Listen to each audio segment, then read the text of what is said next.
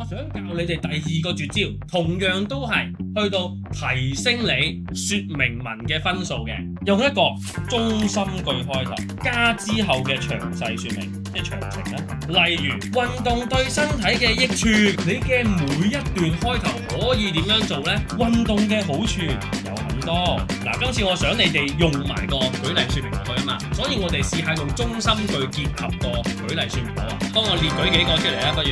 可以令我哋強身健體。嗱，小心啊！我哋唔會話令我們強身健體嘅，可以強身健體咁就得㗎啦。OK。可以健康啲。健康啲，即係除咗強身健體之外咧，例如我哋可以減肥。可以減肥，即係控制體重啊，非常之好啊，楊志啊，接送張券俾你。可以強化我哋嘅免疫系統。